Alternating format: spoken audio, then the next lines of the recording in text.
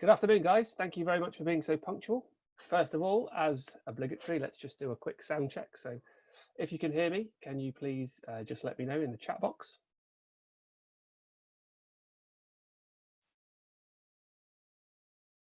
Awesome. Thank you very much, Mike.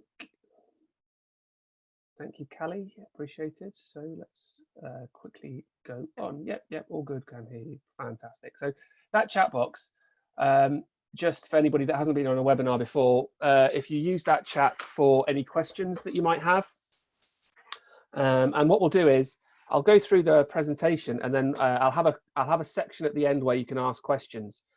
So for people who are sort of only wanting to listen to the webinar, then we'll allow them to get to the end as quickly as possible. And for everybody that's willing to has questions and wants to stay on for the questions to be asked, then we'll have that question section right at the end. So thanks very much for being so punctual. Thanks very much for attending. I hope you're all safe and well. I hope you and everybody in your family, everybody that you know is safe and well. And let's move on to see what we can do about securing 100% funding for your projects. So without further ado, let's move on. So obviously, you know that you're listening to a webinar that is being produced by Sourced Franchise. So let's go to the next screen. So let me just tell you a little bit quickly about me, about why I should be the person that's giving this webinar to you today. My name is Chris Kirkwood, and there's a very Photoshop picture of me. I'm the development director. I'm actually the franchise director now of Sourced. But we haven't sort of announced it. We haven't done anything about it because obviously we're busy helping people build their property businesses at the moment. Yeah, that's right, helping people build their property businesses even through this lockdown. So what have I done in order to be part of Sourced? Well, I've funded and grown multiple businesses across different business sectors in the past. I've been involved in property for about 10 years now, and my deals have gone, the smallest deal that I've done was in Salford for £55,000. The biggest deal that I'm a part of is just around the corner from that smallest deal, and that's 150 million GDV, which is currently being built right now.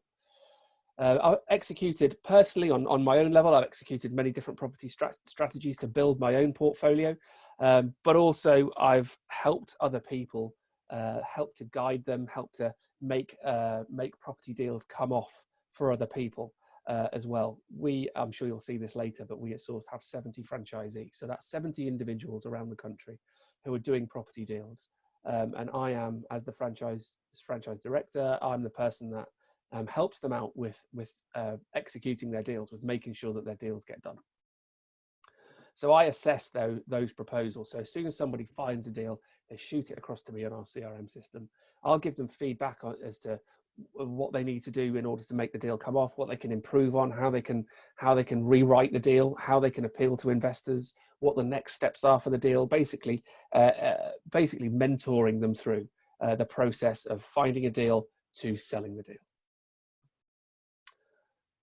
I'm sure you're aware of Sourced because you're on one of our webinars, but this is our current look of our franchise of our website, sorry, of which franchise is just a part of. We've got some bigger stuff going on at Sourced. I mean, the webinar, this is all about funding.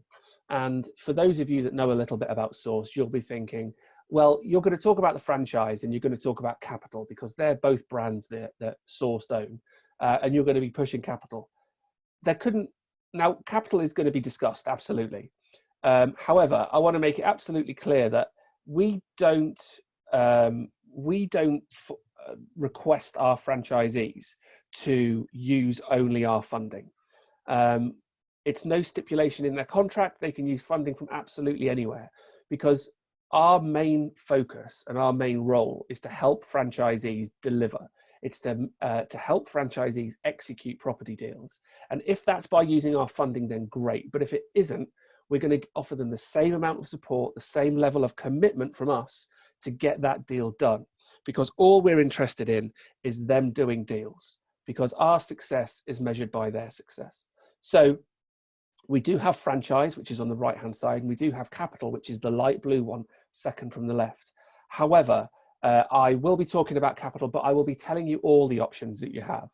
Because if you're not a franchisee, then you're going to be looking at different options of how you can secure 100% funding, and we will be talking about all of them. So we've got property on the left-hand side, which is the red strip.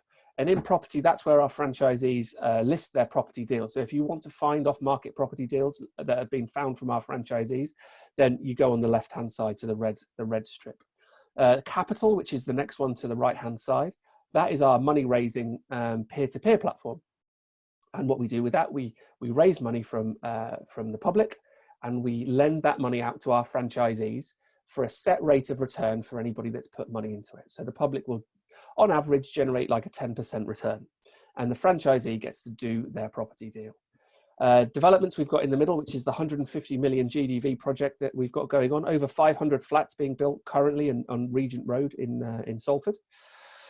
We've got care, which I'm not going to talk about because we're just investigating this sector of the market. And then on the right-hand side, we've got franchise with yet another picture of me. They've not photoshopped that picture of me. They've just blurred it out so that you can, hopefully your mind makes me look a lot more handsome than I actually am. There's actually there will be an undoctored picture of me later, so you can see me in the flesh. So, sourced franchise so far. What have we done in sourced franchise? Well, 2017 in January, the idea, the pilot was launched for sourced franchise, the sort of the guinea pig stage, and then in September, after a lot of adjustments, it came out as and was launched in September. Very quickly, we got to 20 franchisees. So that's within a couple of months, we got to 20 franchisees. And the reason for that is we offer as much training as we possibly can for our franchisees, but also we give them the backup and support to put that training into action. It's been passed across to me from a trainer from another training company that they would estimate that 93% of people that come onto property training do not do anything with the knowledge. And that's not, they try and they don't get anywhere. It's 93% of people don't even try to do anything with the knowledge. Now, that's not what we're about. We're not about putting bums on seats. We're not interested in how many people we get onto our training or how many people we've got in our franchise. What we're interested in is how many people are executing property deals.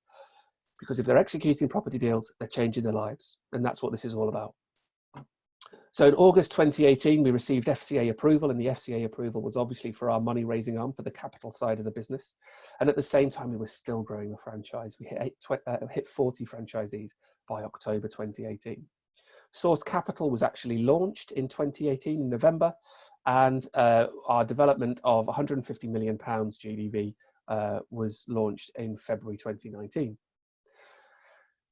So by March 2019, we had approval for ISA and pension funding. So if you were looking to put your money into a completely hands-free investment, you can do that through your ISA or through your SAS pension, SAS or SIP pension. And by September 2019, that's when we had a look, and we noticed that there was an opportunity in the care sector that a lot of people weren't taking advantage of. And so we're investigating that niche in the market so that we can then roll that out to our franchisees. Like I say, it's currently under investigation. And the reason that we have it on this timeline is to show you that we're not sitting back, resting on our laurels. We're always looking for opportunity. And the opportunity has got to be to help the franchisees to execute property deals. Just to give you a little taster of what care is about, we've got a project that it could potentially up the GDV of the project from 1.6 million to 2.2 million by going down the care route. That's what the opportunity is, and we're trying to take advantage of that. But before we say to all of our franchisees, this is what you've got to do, you've got to roll it out, we want to go through that entire cycle of how that works a couple of times. And then we'll create the training course, we'll roll that out to the franchisees, we can give them the good, honest, objective support that they require. And so by February 2020, we hit 70 franchisees all across the country. We've got franchisees in England, Scotland, and Wales, all doing property deals right now. So what this webinar is about is how to get 100% funding for your property projects.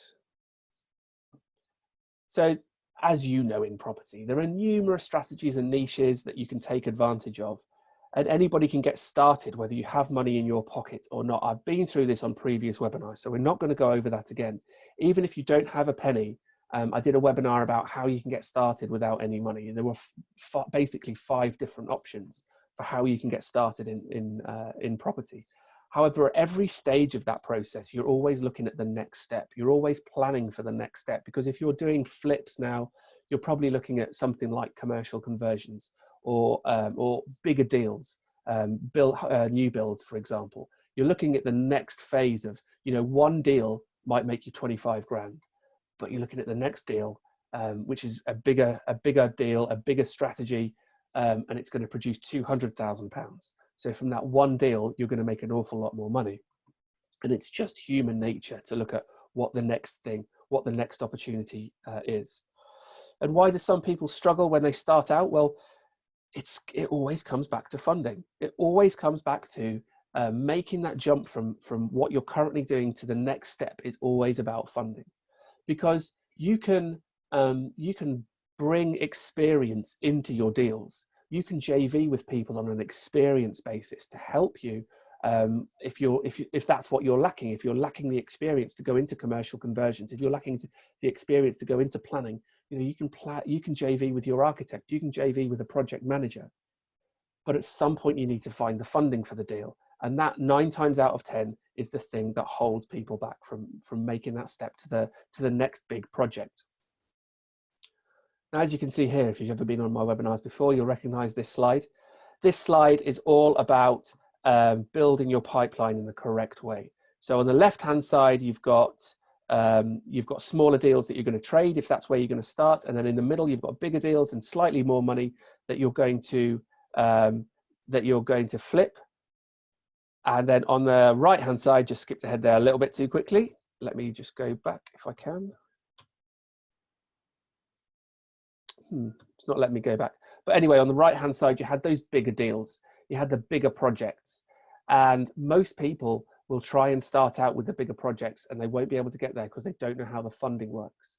So hopefully this webinar is going to take you through exactly what your options are in property. We're going to go through each type of funding that's available to you on the market. We're going to go through a brief description of how that funding works, and I'm going to show you how you can take advantage of it.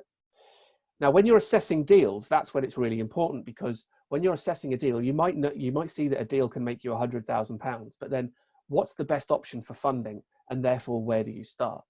So we're going to go through that, and hopefully we're going to quicken up your deal process. And by the end of this, what I want you to do is really to prioritize your broker, your link to the money, or have a much clearer path of how you're going to raise money for your projects in the future. So that's what the previous slide, the pipeline, that's what the income looks like from designing a pipeline like that. So this is it's so bog standard. It's just an Excel spreadsheet that I put in all the different options that you have for raising finance for your property deals. Now, it looks fairly innocuous, right? Dead straightforward, easy to understand, this slide. But there is so much information on this slide, and there's so much opportunity if you know how to read it and you know how to apply how each of these are different. And that's the important thing, right? Because each one of these, bridging on the left-hand side, if we look here, bridging, peer-to-peer, mortgage or commercial, they've all got slightly different stipulations. They've all got different, they're structured in different ways. And if you know how to take advantage of those structures, that's how you can put your funding together. So we've got bridging, top left. Let me just break it down a little bit more. We've got short-term finance at the top. So short-term finance, you've got 2 options. You've got bridging and you've got peer-to-peer. Long-term finance, you've got 2 options. You've got mortgage or you've got commercial mortgage. And then other finance options, you've got JV. And the reason that JV is an other finance option is it could be short-term, it could be long-term.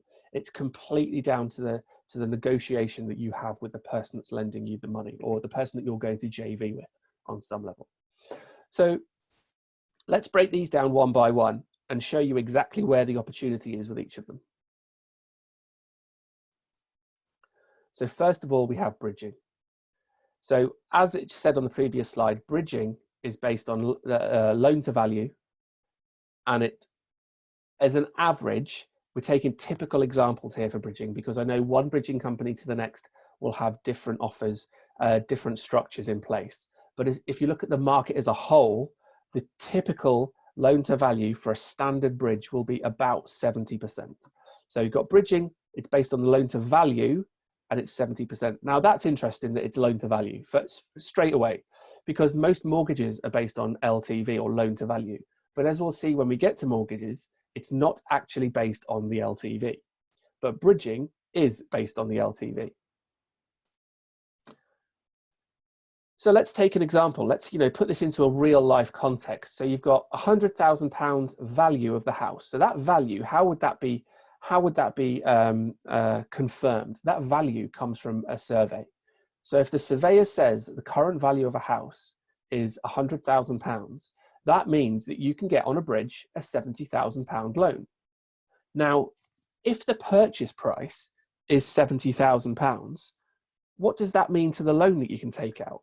Well, it means that you can still take out a loan of £70,000. And the reason for that is the bridge is based on the value. So if the bridger is happy to lend you 70% of the loan to value, then you can still borrow £70,000, which effectively means that you don't have to leave a deposit for the property.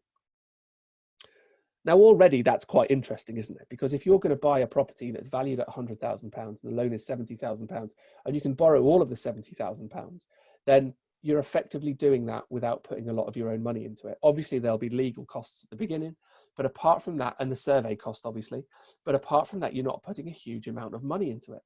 And the reason that it's £70,000 is because it's based on the value, because the bridging company is thinking, well, if we need to repossess this, the value of that property is £100,000. So we'll be able to sell it for £100,000 and recover the money that we've loaned into that property. So they're looking after, and this is important as we go through all of these structures, they're looking after their own downside first. But they're happy to do that because they've got a RIC survey saying that the value is £100,000. Just going to quickly open a chat. Okay, so Steve, you just asked the question, how will you get the value of £100,000 if the purchase price is £70,000? I'll answer that question at the end if that's okay. So if I don't answer that question, can you please ask that again? Just because what will happen is that chat, more people will ask questions as we go through, and that your question will disappear off my screen. But I will answer that question at the end. Now, it's quite uncommon that you'll get a value of £100,000 and then a £70,000 agreed purchase price. However, it does happen. It absolutely does happen. In most cases, you get undervalued properties when you need to do a refurb as well. So what happens when you need a refurb? Now, you might have seen that bridging companies can offer 100% of development funds. Now, that sounds really, really tempting, doesn't it? It sounds like they're going to give you all the money that you possibly need.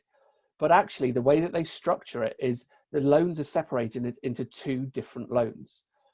You'll have the bridge to purchase the property in the first place. Now, that can go down as what they'll probably do is lower the LTV, and then you'll get 100% of the development. So as per the previous example, if you needed to borrow £30,000 to do the deal, to do the refurb, they'll lend you the whole of the £30,000. But what they'll also do is they'll lower the LTV on the bridge, on the money that they're going to lend you to buy the property in the first place. And again, the reason that they're doing that is because they're covering their own downside. Now, in this example, I've put down a 30% loan to value because that was exactly what the bridging company did on the last deal that I had any involvement in. They were going to offer a 70% loan to value just to buy the property. But as soon as we mentioned to them that we wanted to borrow the development money as well, they took that 70% bridge to purchase the property down to 30%. So again, they're making sure that they've got their own back covered if they need to sell that property, if the whole project falls through. So yes, you can get 100% development finance from a bridger. However, the money to buy the property will be lowered down to, that's the lowest that I've seen it, down to 30% loan to value. Now, what they'll do as well, even if you've secured that £100,000 house for £30,000, that's a hell of a below market value deal right there. But even if you've secured it for £30,000, they would probably lower their loan to value even more, because what they'll want to see is they'll want to see that you've put some of your own money into the project, because bridgers don't really like it. They don't really like lending you 100% of all the money that you're going to need, because, and this was absolutely 100% the term that they used, They want to see that you've got some skin in the game. They want to see that if this all falls through, that you're going to lose out, and not just have lost out on the potential income that you could have made, but have lost out from your own personal funds. So bridges don't like the 100% financing of anything. They want to see that you're going to lose out, and you've got a much more vested interest in making that property deal come off. So with bridging, what are the costs and what is the security? Well, the security all depends on the exposure that the bridger has. So they're going to look after themselves first. Now, if the loan that you're looking for is only 10% of the value of the property, their costs can go down as far as maybe 0.4% per month. That's some of the lowest that I've seen. And the way that bridges charge, because bridges, if you remember the table that I showed you, bridges are short-term finance. So they work out their costs by the month. So you'll get charged 0.4% per month for every month that you have the loan. Now, if you're looking for the full whack, if you're looking for everything that you can possibly borrow from the bridger, and it goes up to 70%, the most expensive bridge that I've seen has been just under 2% per month. And what they'll also do is they'll charge you a setup and an exit fee. So the sort of standard way of charging that I've seen from a bridger has been 1% per month fee, 1% to get in, and 1% to get out. So if you've got a loan of £100,000, they'll charge you £1,000 to get in to the deal, £1,000 per month, and £1,000 to exit the deal. So you'll be able to work, depending on how many months you want that for, it's fairly easy to work out. So for example, on a 12-month loan, you'd have 14 separate charges, 12 charges for the 12 months, a charge in and a charge out. So you'll be able to work out fairly quickly how much this bridge is going to cost. They're fairly easy to work it out, and they're not shy. I mean, if you get any kind of agreement in principle, or if you get an offer from a bridging company, all the charges will be pretty well outlined there. Now, bridging isn't regulated, so the rates can change very, very quickly. And actually, the rates don't only change because of the market conditions, the rates can change because of the conditions of that company at the time. Now, bridges, I know of a bridging company that the people that own the bridging company get their money from a big international website. So these guys, they take the money from the website and they put it directly into this bridging company. So this bridging company will get 25, 30 million pounds worth of money to lend out, once or twice a year. Now, when they get that initial 30 million pounds, they might lower their fees because they want to get as much of the money into the market as they possibly can, because if it's not out in the market, they're not making money on their money. But when they get to the end of their 30 million pounds, they might increase the fees because they're not as eager to get as much money out into the market. They're quite happy to cherry pick and go for the best deals for them to put their money into, rather than just making sure that it's out there. So rates from each bridging company can change very, very quickly. And I think it would be a bad use of your time to try and stay on top of what all the bridging companies are doing. So the easiest way for you to stay on top of what's the best bridge out there for you right now is to have a good relationship with your broker. Your broker is going to stay on top of what all the bridging companies are offering, and they're going to be able to tell you what is the best deal for you without you having to put too much time into finding out yourself. So that's what I would do if I were you. So back to this table. That's what bridges do. That's what the offer from a bridging company is, and that's all conveyed in just these four little boxes here. Bridging, based on the loan to value, 70% of that loan to value. If you need development finance, it changes slightly, but they will generally give you 100% development finance, but they'll lower the loan to value of your bridge. And it's also worth saying that in bridging, the company that's offering you the money to buy the property in the first place would prefer to be the company that's also going to give you the development finance. Because if you try and get that from two separate companies, then one of them is going to take the first charge and the other company is going to take the second charge on the property. Now, if you're the company that's doing the first charge might not allow a second charge, but B, if you go through a second charge, then that's probably going to be more expensive as well. There's a lot to take in if you've just been introduced to bridging on this webinar. There's a lot of information there. What I would recommend is you probably want to listen to that a couple of times just to get on top of exactly what the opportunity is. But also go through some examples for yourself. Go through trying to work out how much a bridge is going to cost and work out what the terms of lending are. Because each bridging company, like I said, it's unregulated. Each bridging company makes up their own terms. So moving on to the next one. So next we're going to look at peer-to-peer, which again, bear this in mind, is another term of short-term finance. So peer-to-peer, like we have at Source Capital, is based on the gross development value. So what we look at when we're determining how much money we can lend to somebody is what the end value of that project is going to be.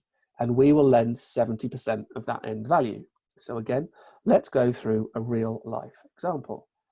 £100,000 value of a property and a £30,000 refurb gives a £200,000 GDV.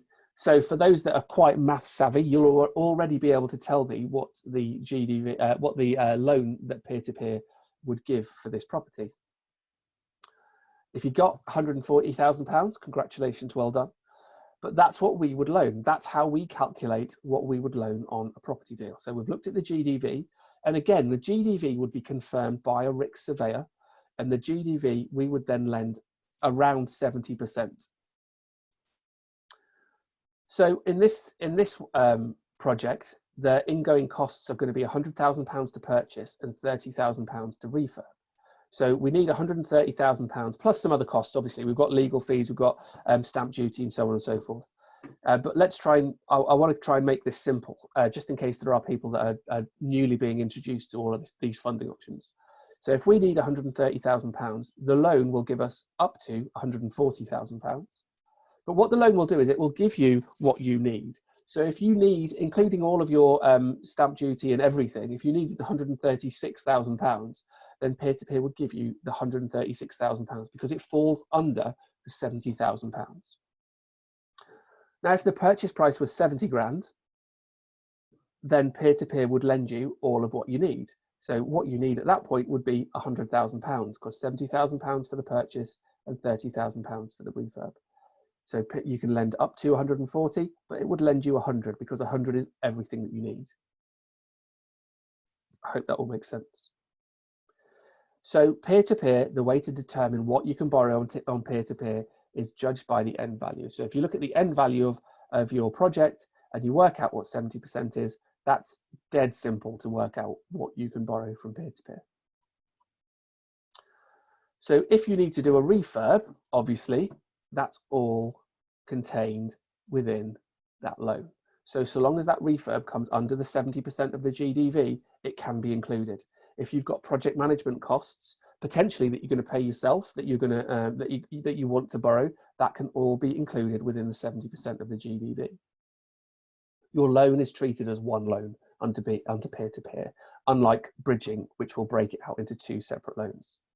So it's really easy to calculate what you need to borrow. So peer-to-peer costs and security. So again, it depends on the exposure that the peer-to-peer platform has. If your loan is a 10% loan to value, we'll lend you money that is, and we'll charge you a rate that's very comparable to our bridge. If your loan is the full 70% of the GDV, it'll be around 1% per month, and there will be an entry fee, but there'll be no exit fee. So on a 12-month loan, you'll have 13 charges, so one less than a bridging company. And the rates, it's important to note this actually, because if you followed bridging companies throughout the coronavirus and throughout the lockdown, all rates for lending money has gone up for bridges and for mortgages. Now, if you look at the marketplace, and I think was it the webinar that I did last week or was it 2 weeks ago, we were talking about the market has changed really, really quickly from a seller's market to a buyer's market. And in a buyer's market, borrowing money from companies generally goes up. And that's exactly what's happened over the last few weeks during lockdown. It was a seller's market, and then lockdown happened, the coronavirus hit, and then it's very quickly become a buyer's market. Now, most companies have put their prices up, but peer-to-peer, the price that we charge our franchisees for using the peer-to-peer platform has stayed exactly the same.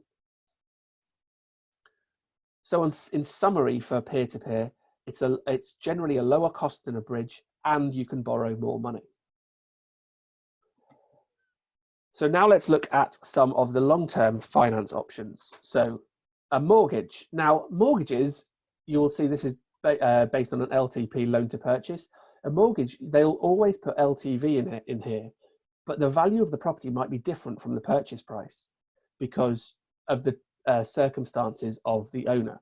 So the mortgage isn't actually interested in the value of the property. What they're interested in is what you're paying for the property, so long as that falls under the value, because they'll loan you the lowest amount that they can of either the value that the survey has on it or the purchase price. So whichever one of those two things is the lower, that's what the mortgage will lend you money on, because what they're interested in is covering their own back.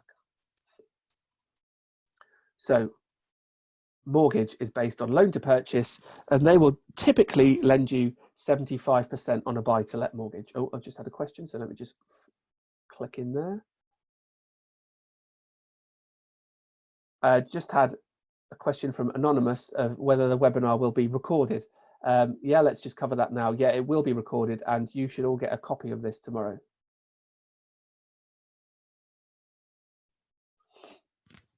So mortgages are based on a loan to purchase of 75%. Let's go through an example. So if you've got £100,000 value of a property, you've got that £30,000 refurb, just like we had before, and you've got the £200,000 GDV.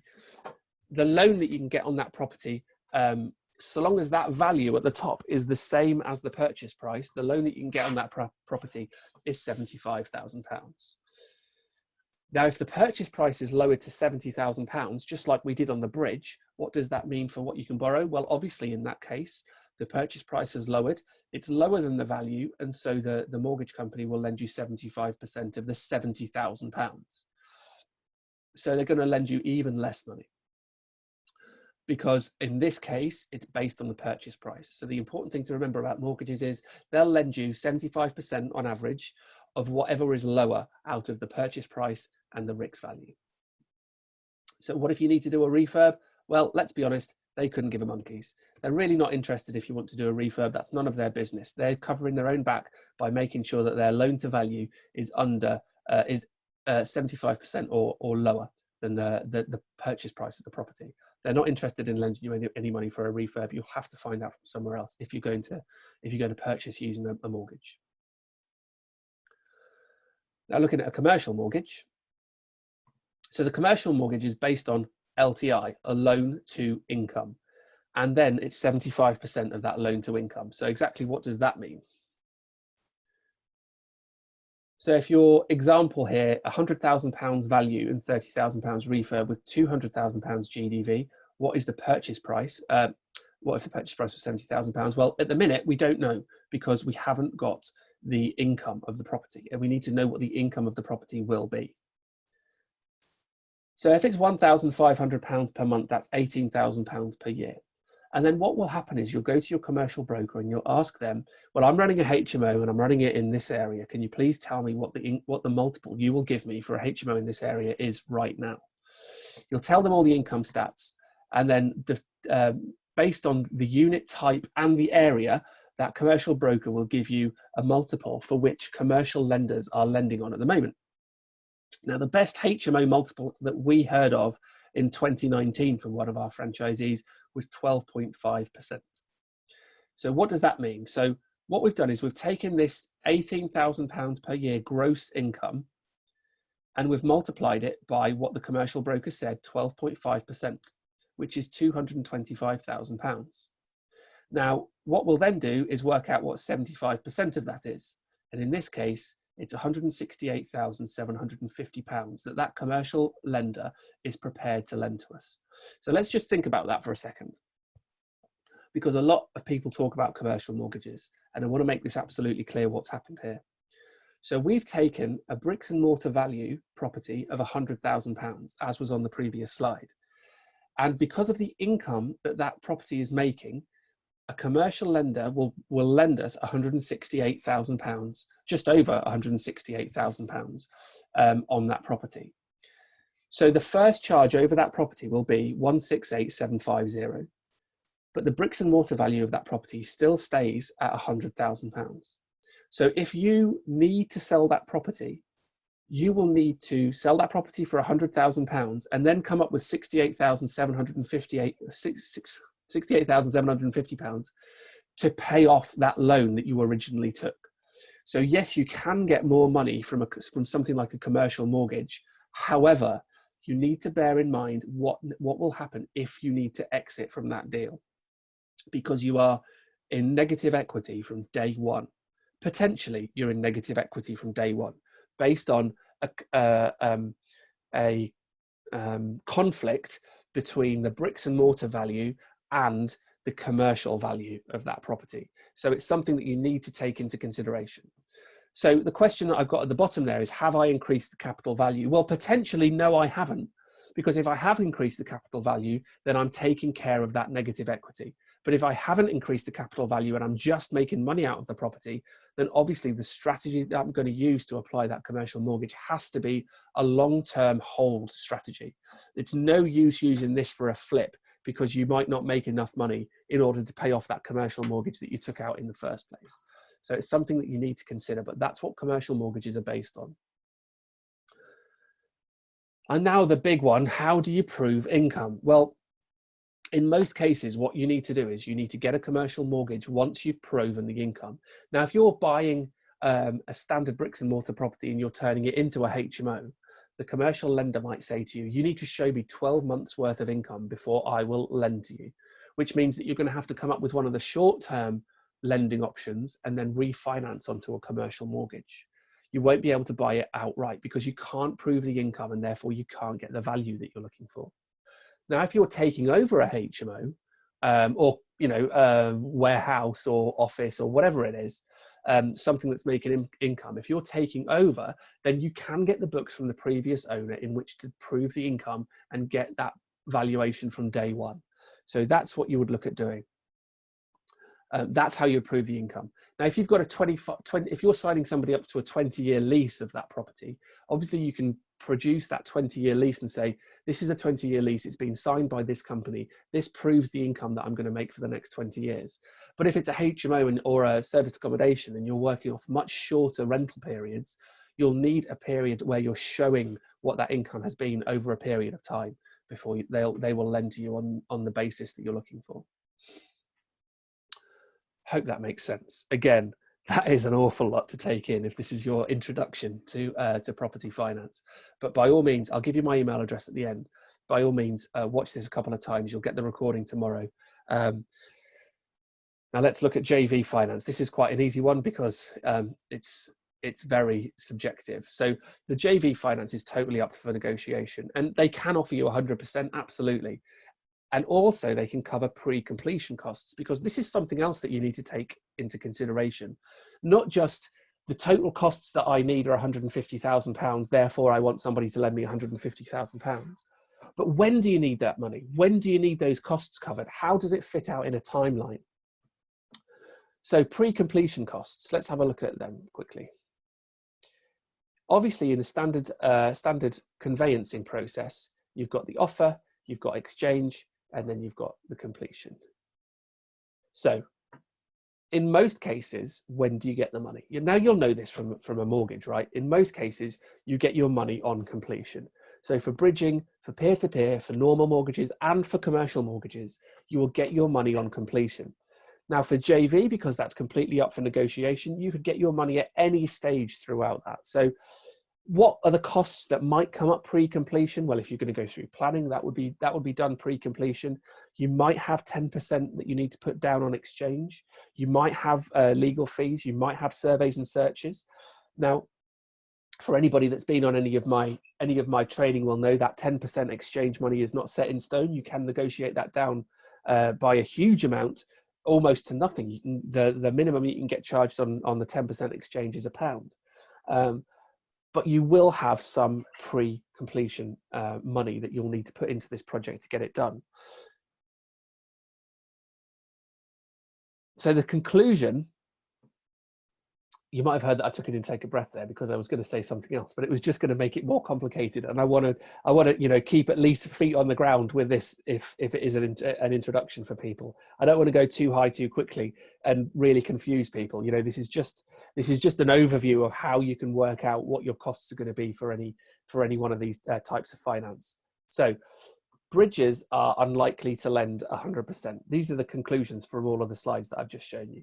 Peer-to-peer can cover 100% of all costs.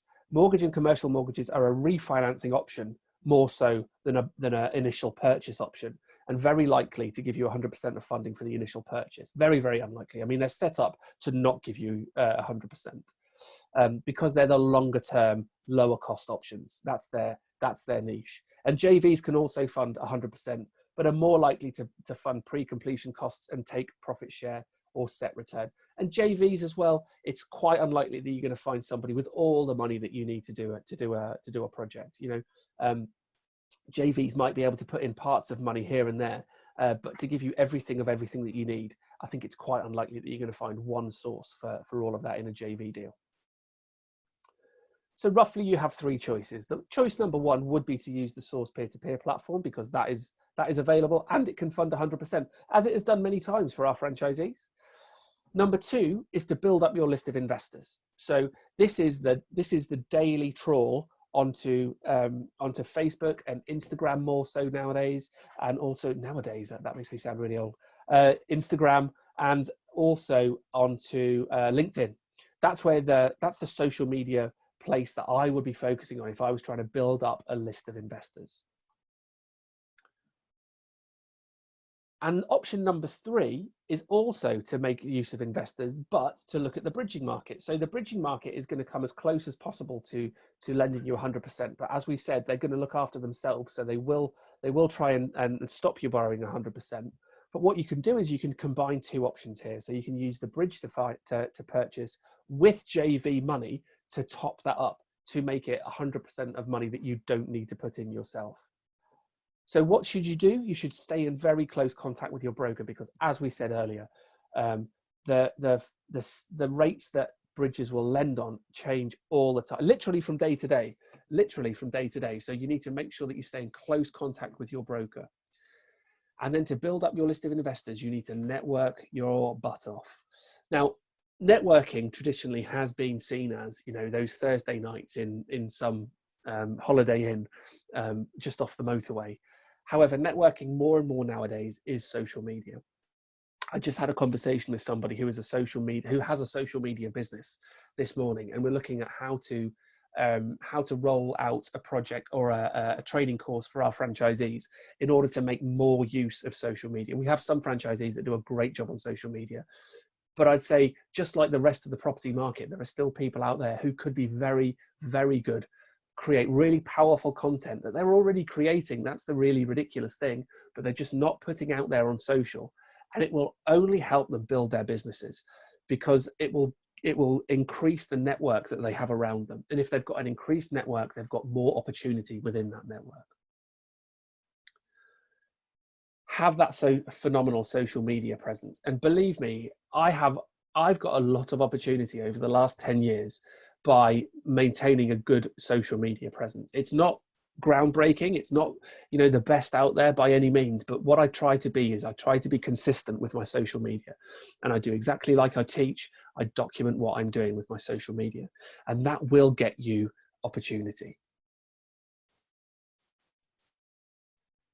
So the factors in making this a reality, this is one of the documents that we create for our franchisees, which is all about goal setting, planning and accountability. And I suggest that this is, even if you're just starting out in property, that this is where you start out with setting yourself goals. So what I'm going to do is I can see that I've got quite a few questions. So I'm going to get to the end of the presentation, and then I'm going to answer the questions. So make sure you stay around for the questions, because there's usually some fantastic questions and even deeper content that will come out of those questions. So I'll get to the end of the slides and then we'll start into the questions. So we produce one of these booklets for every one of our training courses to make sure that our franchisees have the information in which to apply into their local marketplace. So there's the one that isn't photoshopped of me. So that's more like I look in real life. So This is from our capital side of our business. So as you can see, we fund 100% of all profitable property investments. And the great thing about that is you're coming to one source to do it. As a franchisee, what they do is they find a property deal, they send it to us, we assess that property deal, we tell them what kind of funding they can expect, and then they can choose whether they go for that funding. Without us offering that to our franchisees, what would be happening is they'd be going to those Holiday Inn meetings on a Thursday night once a month. They'd be making the most out of social media consistently. Before they got any kind of traction on social media, you know, you're looking at 3-4 months worth of content that you're putting out there before you start to really build your network. And I know I've done this. I went from 279 followers on Facebook up to 3,500 in 12 months, but I didn't get any traction on that until month 4. Even though the numbers were going up, I had to prove myself on social media before I got any kind of traction out of it. So that's how they're going to build their list of investors. Or in the meantime, what they can do is they can come to us and we can fund projects for them. Now, like I said, we have over 70 offices nationwide. And these offices get a range of products, a range of services from us, which help them build their business, which we'll go into right now. And actually, Pete is one of the people that's borrowed from the peer-to-peer platform. And this was a quote from him. This is his experience from borrowing money from us to get his deal done. And one of the other things that we do is we produce property leads for our franchisees. So we will find leads for them, and we put these leads across to them in our CRM system. And our CRM system is being built by us and is exclusively for our franchisees. So we produce property leads in all of these different categories, and we put them directly into the CRM system for them to analyze and them to make a decision as to whether it fits what they're trying to achieve right now or not. Last year, 35,000 property leads that we generated for our franchisees. Now, there's two sides to a property business in general. There's the funding side, or the investors, which is where the investors would sit, and there's the property side. We've just talked about the property side. We also, for our investor side of our business, not only can we offer our franchisees funding to get deals done, but we have a list of investors that's about 130,000 people strong. And for the property deals that the franchisees don't want to do, what they can do is they can trade these deals on. It might not be in the strategy that they're looking for, or it might be too big for what they're trying to achieve right now. So we can package that deal up and we can sell that on to one of our investors, of which we have over 130,000 registered. To show them how to do this, what we do is we offer, I think, the most extensive training system in the whole of the UK for property. So we have different property courses that we put on for our franchisees, and they can come on these property courses as often as they want to.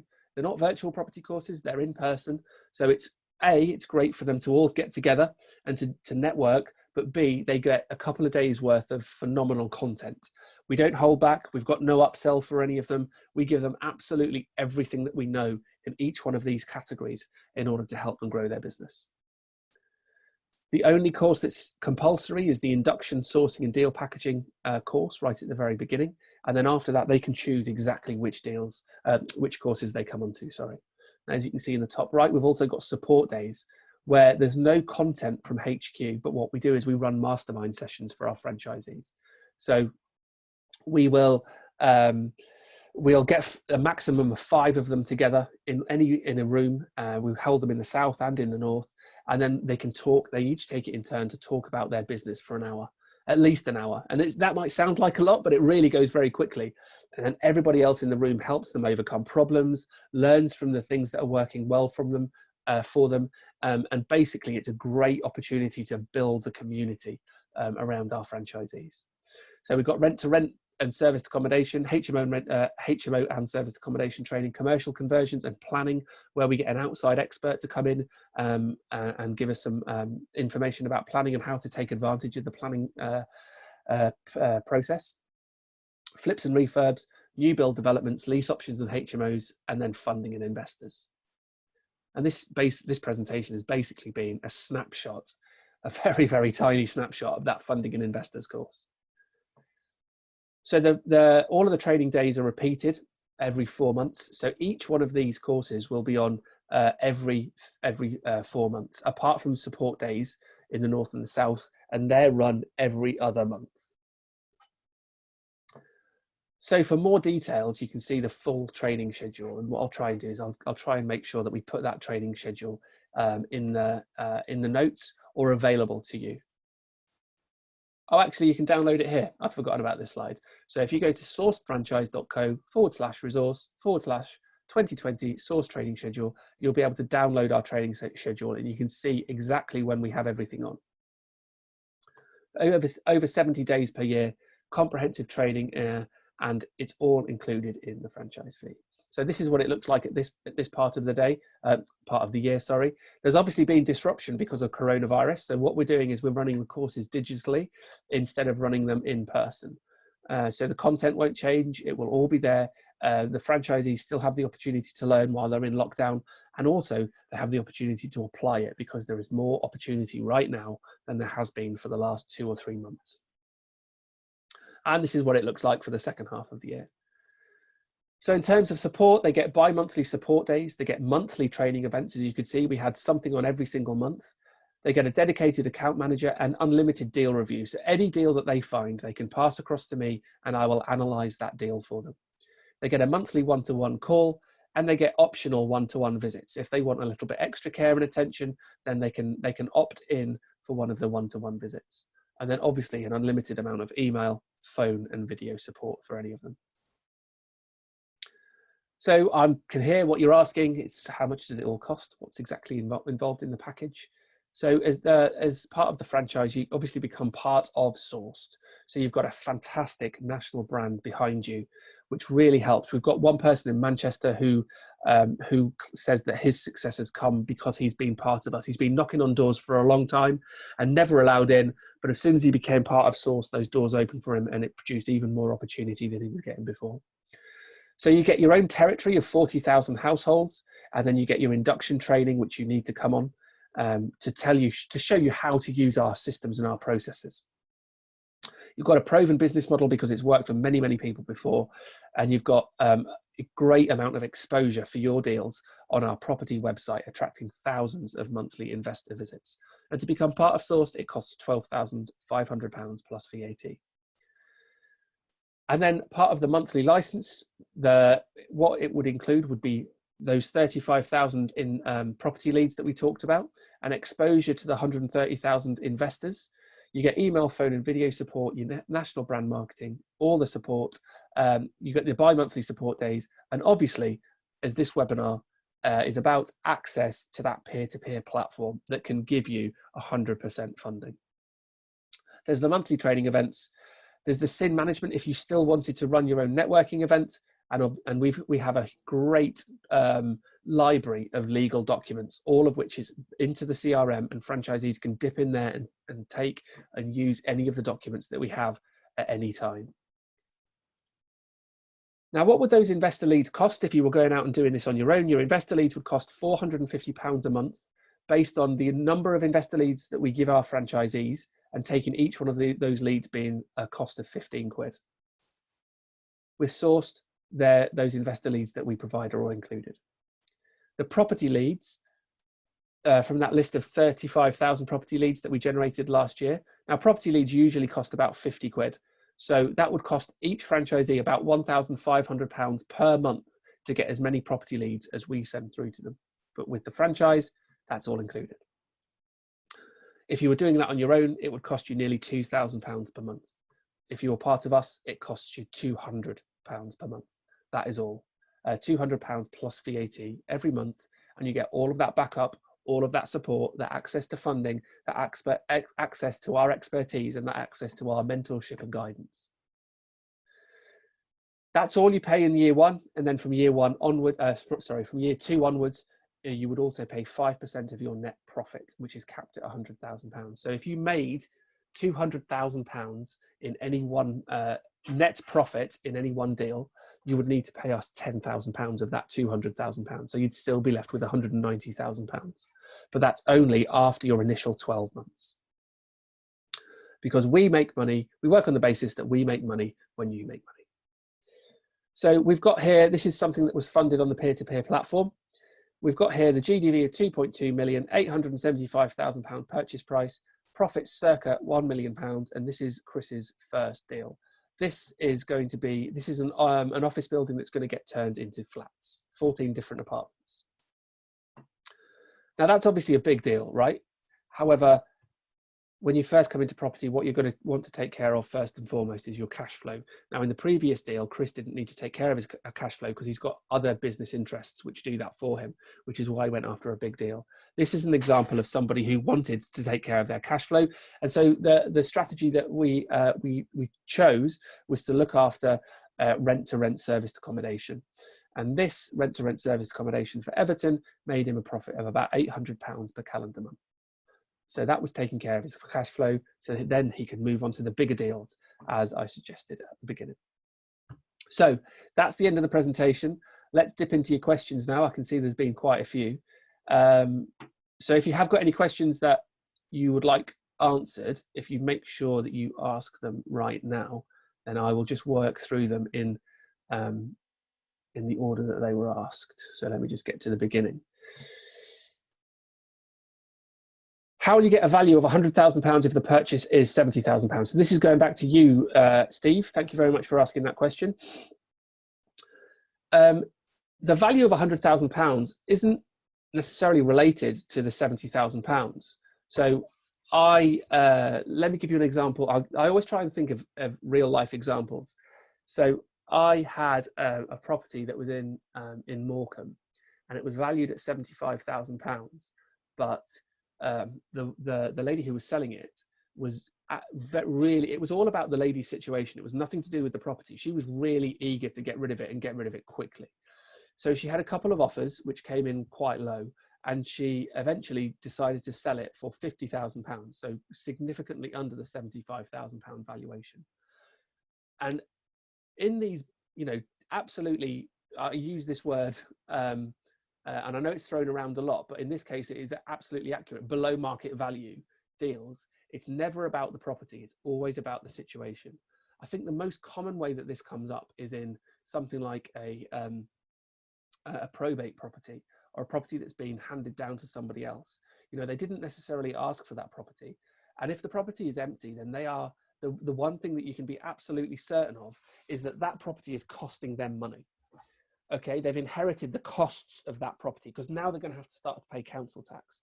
So instead of looking at the property and thinking, well, I need to sell it for £100,000 in order to pay off the mortgage, they might look at it and think, well, all right, it's worth £100,000, but it's costing me £1,500 a month and I can't afford it.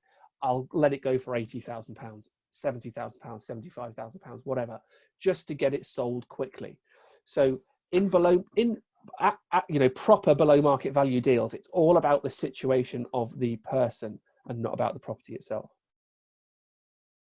So can you get the RICS value prior to the completion? So again, a question from Steve. Yeah, well, you would have a RICS value before completion anyway, because you want to know that the property is actually worth what you're paying for it before you complete on it.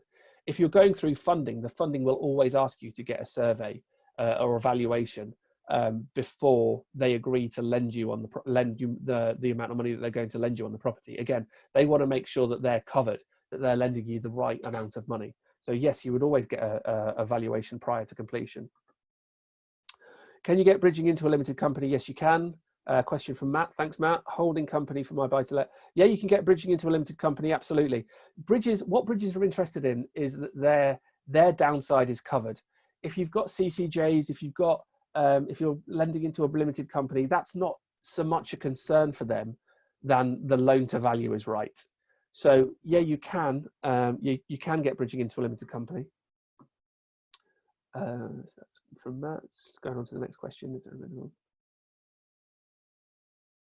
Is there a minimum for peer-to-peer? So Grace, thanks very much for the question. Is there a minimum for peer-to-peer? Is it only for development, not refurbishment? No, it's for anything, Grace. It's for any kind of refurbishment or development or just a purchase. It doesn't have to have any of it.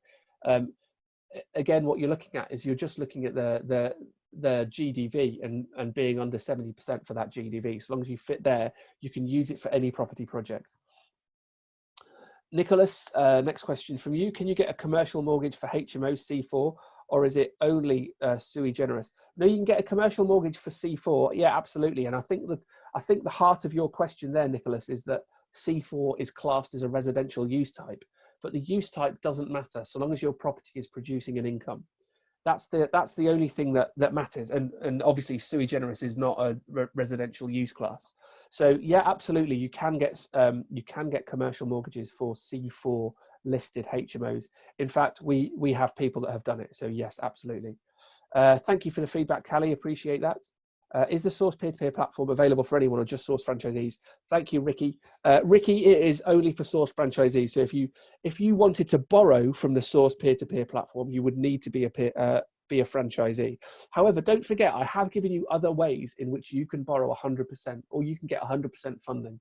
If you use a bridge and you have a network of investors that can top up the money that the bridge won't lend you, that's the best way that you can get 100% funding for one of your property projects. So you can do it that way, or you can become part of Source. They're the most applicable ways that you can get yourself 100% funding.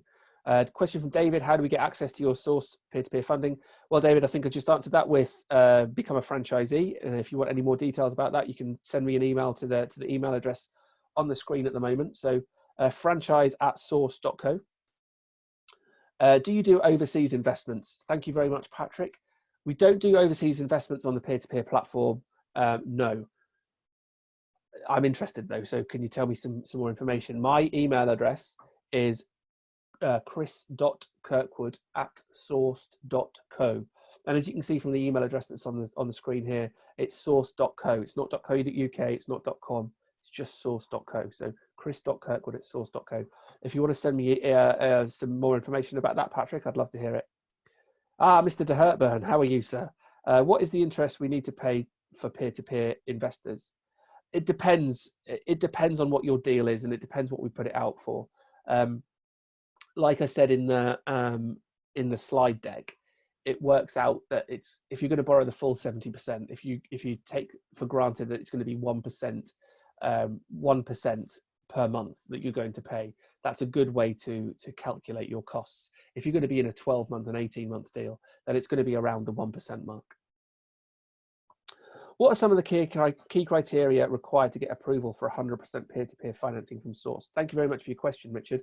Well, to be honest, Richard, they're very similar to our bridging company. So what we're going to look at is we're going to look at the property deal in excruciating detail, and we're going to make sure that it works. So we're going to want to see comparables for the property, that the GDV is where you say it is. We're obviously going to want a RICS survey, and the RICS survey needs to tell us what the current value of the property is, and also what the end value of the property is. Depending on the complexity of the refurb or the build, we might also ask for a QS to go in, and the QS to provide a price for how much the build is going to cost in their opinion, just to make sure that we've got an experienced professional going in there and giving us a very accurate number for what we can expect, to make sure that the deal works, because all we're looking for is that the deal is going to work and you have a couple of sensible exits that you can go for. What I mean by exits is you could look to convert a commercial building into flats, and you could look to sell those flats as exit number one. But if that doesn't work, you've got a backup of exit number two, in which you're going to refinance the flats and rent them out. Now, so long as financially they both work and they're both an option in your area, then we would consider those to be two good exits. So long as your numbers add up, so long as you've got proof of all your numbers, and we can then go on to get proof from professionals that your numbers add up and that you've got exits which we can see are going to work, then that's the kind of stuff that you're looking for. So the same as any other sensible investor or any sensible bridging company, we're looking for exactly the same kind of stuff. Do you have a sourcing fee for the lead properties? Farzan, no, we don't. If you want to sell a property, then you would charge a sourcing fee once you had put the property on our platform, but we don't have a sourcing fee that we're putting for the leads that we're putting through to our franchisees. How much is a franchise, Ash? I think in the slides, as it said, it was £12,500 plus VAT to buy into the franchise. And obviously in the slides, you can see all the benefits and all of the things that you get that come with that franchise. Do you only offer peer-to-peer funding for your franchisees? Yes, we do. Mr. Mahal, what exactly are investor leads and property leads? So property leads are details of properties that we have put into some subcategories. For example, repossessed, auction, refurbished, HMO. So we found properties that fit under some of those categories, and we send the details of those properties off to our franchisees for them to examine and work out if there are indeed good investment opportunity with them. That's what a property lead is. An investor lead is if you advertise a property out to our database and somebody contacts us and says, I am interested in that property, we will put that investor through to you so you can sell that property or whatever it is you're selling. If you're selling a property, then the property. If you're looking for somebody to JV with you, then we'll put those potential JVs through to you so that you can have a conversation with them and potentially raise money from people in our investor list. I hope that answers your question, Andrew.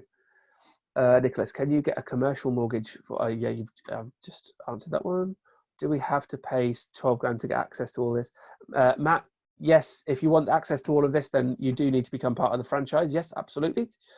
Can I watch your previous webinars anywhere? Daniel, great question, Daniel. Yes, you can. You can see them on YouTube. So if you head over to YouTube and you type in sourced, then we've got all of the previous webinars, all of our previous videos. We've done loads of videos. It's not just webinars. We've done lots of educational videos that are on there. So please go over there, subscribe to our YouTube channel, and you'll see all of the webinars and all of the educational stuff as it comes out. So yeah, absolutely. Head over to YouTube and type in source. What is the peer-to-peer arrangement fee? That's a very good question. On average, Andrew, it's been between 1% and 2%. It depends. Again, it depends on the deal. But yeah, if you work it out to be 1.5%, then you're not going to be far off before you come to us with your project. When you come to us with your project, we'll give you an offer where we'll break down all the costs so you can see clearly exactly how the costs add up. Grace, is £12,000 a one-off fee? £12,000 to join the franchise is that will get you tied into Source for 5 years. If you want to renew after those 5 years, it's then £1,000 to renew. But to become part of Sourced, it's £12,000 per 5 years. Have you got any franchise territory based in Cheshire? I am based in Cheadle-Hulme. Oh, that's interesting, Danny. You're just around the corner from me. I live in Knutsford. So yes, we do have lots of territory available in Cheshire. To get a really good idea of what is available, I would suggest that you get in contact with us by using the email address at the bottom, franchise@source.co. What will probably happen at that point is your details will be put forward to our franchise manager, Sam, and Sam will find out exactly where you are and be able to tell you what kind of opportunity there is around you. Do you pay 1% only for the time of the borrowing? Yes, absolutely right, Andrew. So if you're borrowing over a 12-month term, then you'll be tied into whatever the fee is for those 12 months. However, if you exit that property deal quicker than you were expecting, and you exit and sell the property in month number 9, then you would only pay for 9 months worth of borrowing. You wouldn't pay for the full 12. Blimey, we've got 32 more questions. So let's go through. How much form filling is there for a peer-to-peer application compared to, say, buy-to-let mortgage, and does it get less after you've approved for the first one? Clearly don't like forms, Andrew. It's not too bad, actually. There's let me think about the process. So to apply for peer-to-peer, a lot of the information that we need is in the CRM already, which is part of the beauty of it. So if you find 2 or 3 properties, one of them might be applicable to go through to funding. Now, I'll have had a look at the properties before they go through to funding. So I'll have got you to get the proof, get the evidence that we're looking for, and I can then forward that onto the peer-to-peer platform for the funding guys to assess. Now, there will be some extra stuff that you need to fill in. And it will be easier from number 1 onwards. Yeah, absolutely, because we'll have more of your personal details. So it'll be more of a case of you checking over them rather than rather than doing it again and again and again. So do you need funds to exchange, assuming standard 10% as you stated that peer-to-peer is paid on completion? You do need funds to exchange, yeah, but like I said in the presentation, you don't need 10%. You should be able to negotiate that 10% down. As I've talked about in one of the previous webinars, the way that the 10% works is when you sign an exchange contract, that exchange contract says that you are liable for 10% if you pull out at that point. Now, it says that you're liable for 10%, but it doesn't say that you have to pay the 10%. The reason that solicitors ask for the 10% is if they need you to pay the 10% because you have pulled out, it's easier if that 10% is already in their client account rather than having to chase you for it. So what you can do is you can negotiate that 10% down. Now, we've got somebody who, on exchange of contracts, they were liable to pay £45,000 to exchange contracts because that was 10%.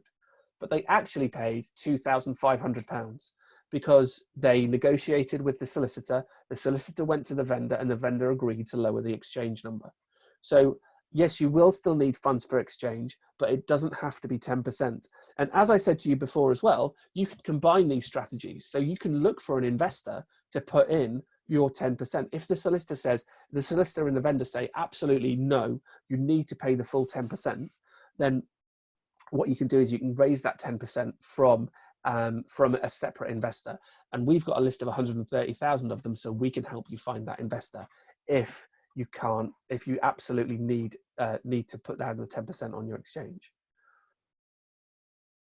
What type, so moving on to the next question from Ahmed, what type of £40,000 properties are, i.e. commercial or residential? I don't really understand your question, Ahmed. What type of 40,000 properties are?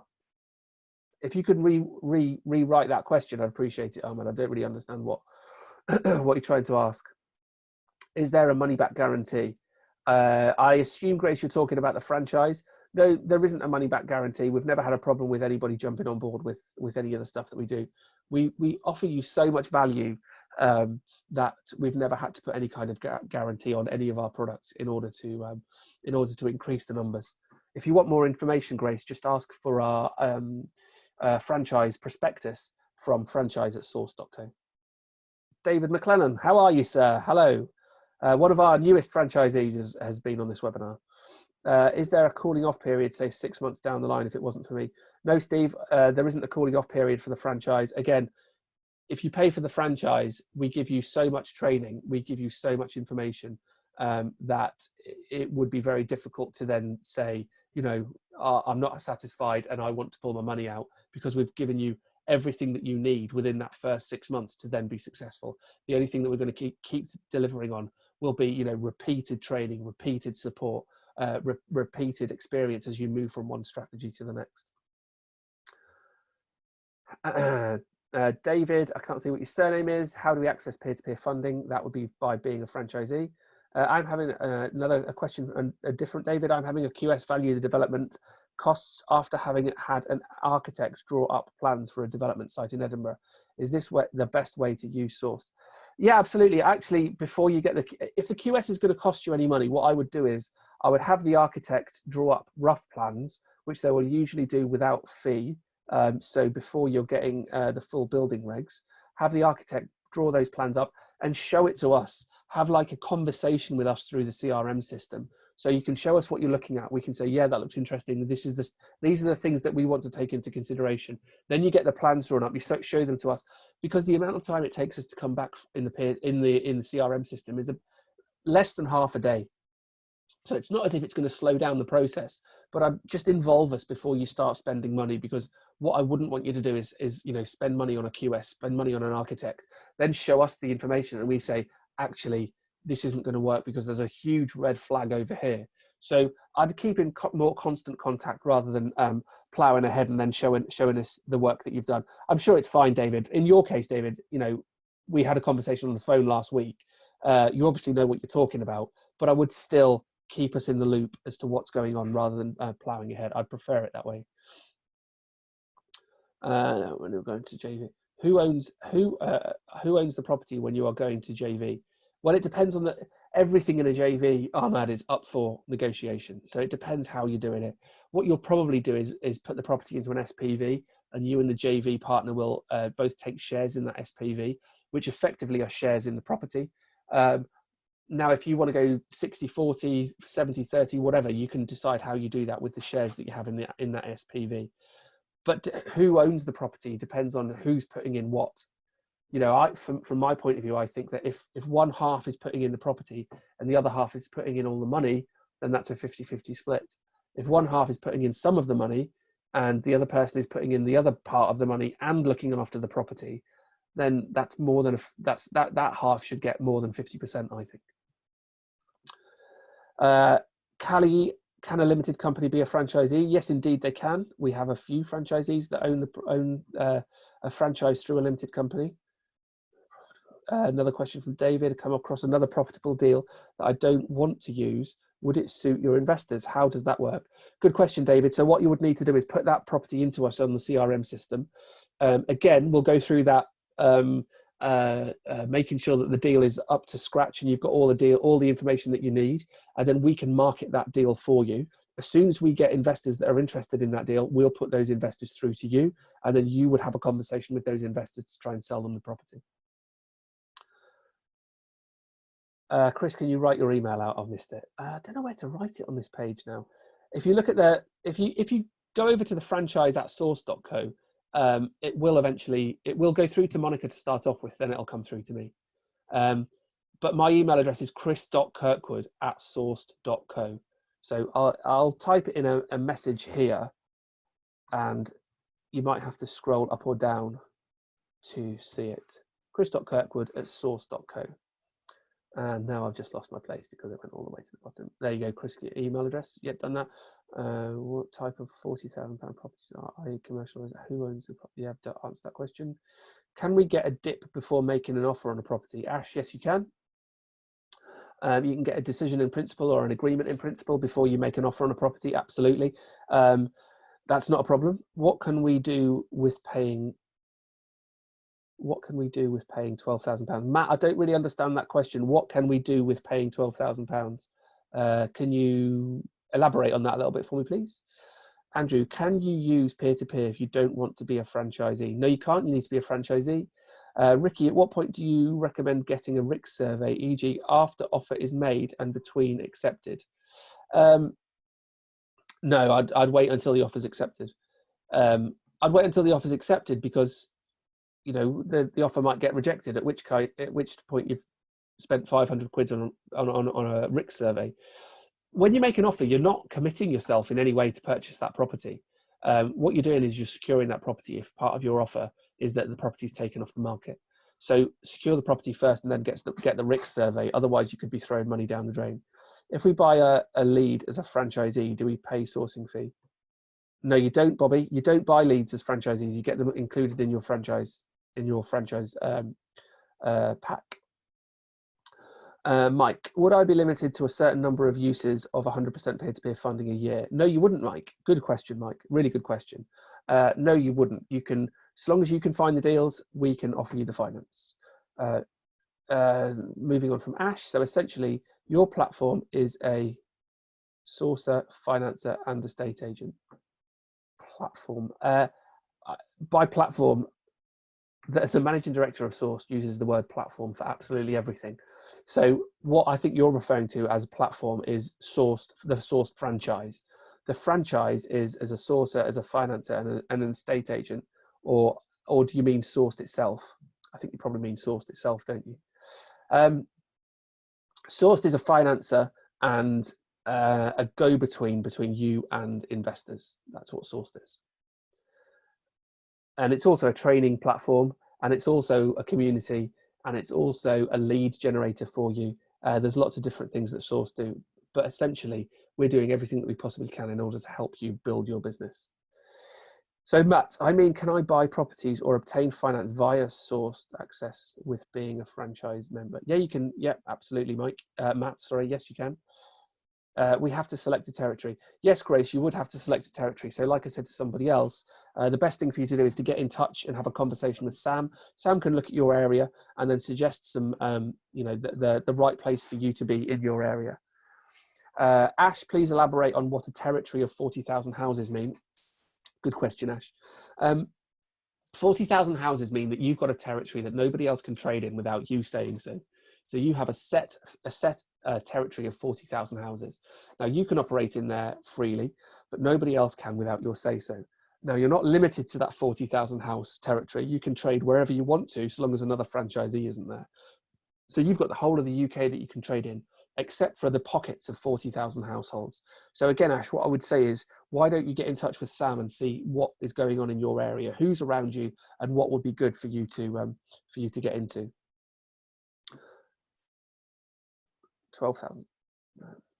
Andrew, so I'm saying 12,000 to join. No, it is 12,500 plus VAT. Yeah, it's 12,500 plus VAT. Can a limited company become a member of Source? Yes, it can. Are peer-to-peer deals purely based on RICS valuations? I've had many cases where they have been frightened to provide the full uplift in value despite concrete comparables. Is there a time when a view could be taken? No, it would need to be included on the RICS. But don't worry about that, Andrew. If you can't find a RICS surveyor that will do a survey for you and give you the GDV, we have plenty of them, and we can put you across to the surveyors that we know are happy to do a GDV for you. Going back to Grace, do you help franchisees to line up experts when they are doing a deal that requires specific experience and expertise? Absolutely, of course, Grace. Yes, we do. And how do you get the property leads? Well, I can't tell you that, can I? But we get 35,000 property leads that we put forward to our franchisees, and our franchisees have sold some of these property leads. They've done some of those property leads, converted them themselves. They are genuinely great property leads. So that's me and my email address. Do you have access to builders as part of the CRM? We have got a part of the CRM, Chris. That's a really good question. We have got a part of the CRM in which franchisees can recommend really good tradespeople that they've used themselves. So they can go into this, if you have experience of somebody that you've used, an architect, a surveyor, a plumber, a builder, whatever, you can go into the CRM system, you can put their details in there, and you can give them, you can tell the other franchisees all about the people that you've used. Chris, how can you have time to work and help 71 franchisees? That's a great question, Ava. You know what? We've got some great systems in place, and we've got a great team at Sourced. We've got people who are very good at their jobs, very experienced at what they do, and a huge amount of experience in the property sector. So we also have the training days in which, I don't want to spend my time with just one person if I can help a lot of people. So in the training days, we bring people together. And what we find is the network learn off each other. So the more we bring our network together, the more they're learning off each other, the more help they're giving each other, the more support they're giving each other. So it's a really good community of people. It's not just us at HQ helping 71 individuals. We're all a team together, and we're all trying to achieve the same goal, which is success in the property sector. And I can't wait for you to be the next franchisee, by the way, over. So let's make that happen quickly. If you have a territory, can you still apply for peer-to-peer lending if the deal has not come through Source? Yeah, of course you can, Andrew. Yeah, it doesn't matter whether the leads come through us or whether you've got it from a local estate agent. You can, the funding is there for franchisees to get 100% funding on their property deals. That's the end of the story. Like I said at the very beginning, we're interested in you making a success of this. If you're using our funding, if you're not using our funding, if the leads come from us, if the lead hasn't come from us, it doesn't concern me. What concerns me is that you're making money. Oh, or buying outside of your territory. Yeah, that's fine as well. If you're buying outside of your territory, if it is in another franchisee's area, you'll have to have a conversation with them. However, if it's in their area and they're happy with you to do that deal, absolutely fine. How many property leads do you get in your territory each month, Grace? I couldn't answer that question, honestly, because I don't know. I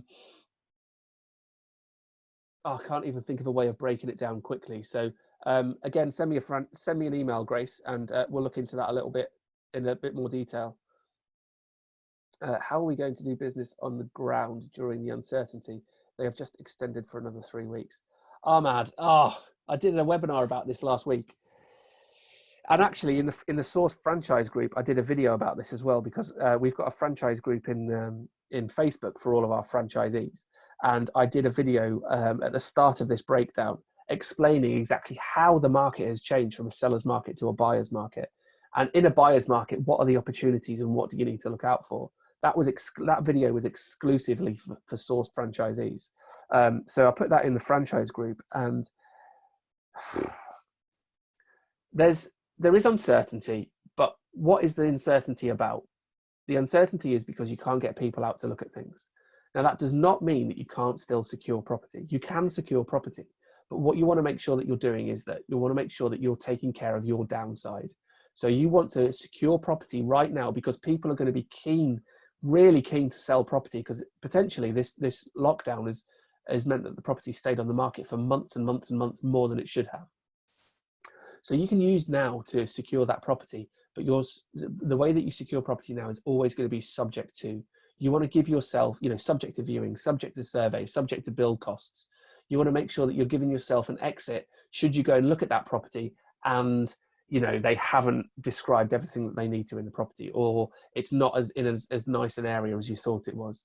You want to still keep active, and I'm assessing more deals now than I was 3 months ago, because more property is coming onto the market, and buyers right now are more scarce than properties. Whereas 3 or 4 months ago, properties were more scarce, or property opportunities were more scarce than buyers. So you should be working your socks off right now to secure property, so that when all of this turns around, that you've got at least a couple of projects that you can work on that are going to produce a decent income, or exactly what you're looking for. Because if you're not finding them now, you'll find it even harder to find them in 6 months' time. I guarantee it. So let me just go back to another one from Ash. Sorry for my lack of understanding, but the 40,000 house territory explanation is confusing.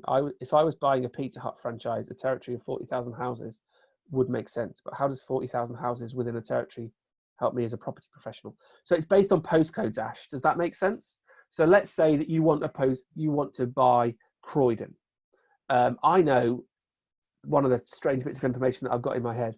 I know that the CR0 postcode is something like 50,000 households. So because we work on postcodes, we'd offer that CR0 postcode as one franchise area. So CR0 could be one franchise territory because it's got 50,000 households in it. So nobody else can deal in CR0 because that you own that franchise. Does that make sense? So it's all based on postcode territories. Another question from Andrew. Are the property leads you send just leads already on Rightmove or Zoopla? Some of them are on Zoopla, yeah, absolutely. But some of them are direct to vendor. Some of them come from different sources, but some of them do come from Zoopla. Even though they come from Zoopla, though, that doesn't mean it isn't an opportunity, because a lot of the deals that we have franchisees doing are on the market before we secure them. How can you learn how to do a business plan for my business? We have a business plan template. I can't see your name there. Amjad. Amjad, we have a business plan template. Would that help you? Is that what you're asking for? I don't really understand your question. If you can elaborate on that. Or if you do want the business plan template, then franchise@source.co. Write an email there and we'll get that over to you. How can one be a lender on your peer-to-peer platform? Darshan, sorry. You could be part of the lending group if you put your money into the peer-to-peer platform. So if you put your money into the peer-to-peer platform, so you're not a borrower, you're a lender. So you're putting the money into the platform for us to lend out to franchisees. So that's how you can become a lender on the peer-to-peer platform. Nigel, who nominates the RIC surveyor before and after valuation? Source or the franchisee? We do at Source, Nigel. Amjad, yes, can I have the template? Let me just, Amjad, this chat box is going to disappear at the end of this. If you scroll up, you can see my email address. So send your email address or send an email to my email address, chris.kirkwood@source.co, and I will send the business plan template over to you. How is the induction to be carried out during lockdown? Yeah, that's a great question, Nigel. We're postponing the induction until after lockdown. That's what we're doing at the moment. We're providing, what we're doing for anybody that signs up at the moment is your fees, your monthly fees of £200 wouldn't start until after you've done your induction training. So basically you get access to all of the stuff that Sourced has without having to pay the license fee, that £200 monthly fee, until after induction training. So there's a huge benefit to coming on board right now and taking advantage of the lockdown period. And then when lockdown is over, we'll do the induction training as soon as we can after that. Okay, so that's those questions. Let's have a look at, yeah, the webinar is going to be recorded and you should receive an email tomorrow with the recording of this webinar.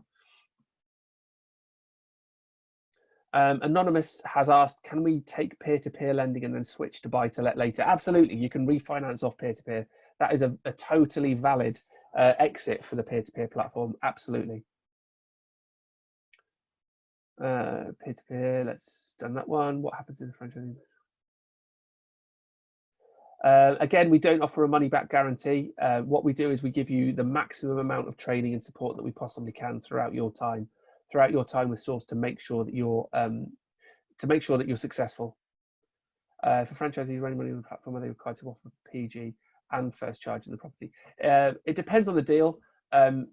So the question is, if a franchisee is raising money on the platform, are they required to give a personal guarantee and first charge on the property?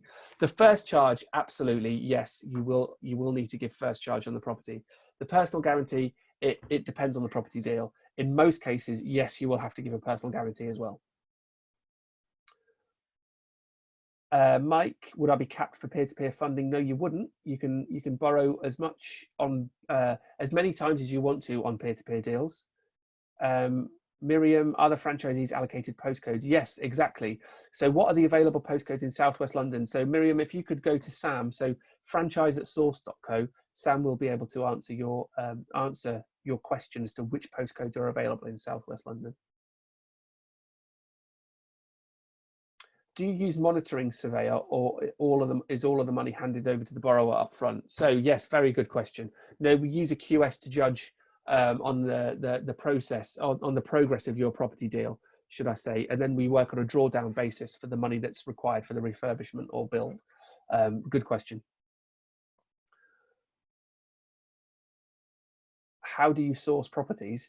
It depends what kind of properties you're looking for. There's lots of different ways to source properties. There's lots of different ways, all of which is covered in our training.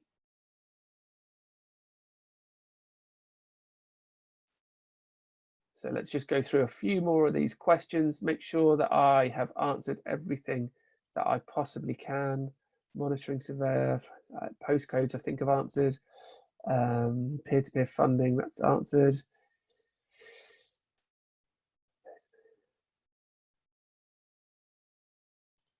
Yeah, I think that's all the questions answered. Let me just, there's one more place that I need to check before I go. If the franchise uses the peer-to-peer to fund, do we still have to pay the second year net profit percentage? Wow, Nigel, that's a really good question. Yes, you would. You would need to pay the second year net profit percentage. So if induction is not until after lockdown, there is no way of taking advantage of peer-to-peer lending and to find deals now. No, that's I mean, about being able to make offers prior to induction. No, that's not necessarily true. So so let me just repeat that question, because that's a good question. If induction is not until after lockdown, there is no way of taking advantage of peer-to-peer lending and find deals now. That's not what I said. What I said was, you don't have to pay the £200 per month until after you've done your induction, but you do get to take advantage of all of the things that Sourced has before you do your induction. So if you want us to analyze your deals, you can do so, but you don't have to pay your £200 per month fee. If you want access to the peer-to-peer platform, you can do so, but you don't have to pay your £200 monthly fee until after you've done your induction. So yes, you can use the peer-to-peer platform, but you won't start. That's why I'm saying it's such a good idea to come on board right now. Use the peer-to-peer platform. Take advantage of everything that we have to offer in the lockdown while the opportunities are there. However, you don't start paying your £200 monthly fee until after you've done your induction training. Didn't catch it the first time. Yes, okay, Andrew, no problem at all. Chris, can you send me a draft contract and choose the area I've secured? Oh, fantastic, Ova.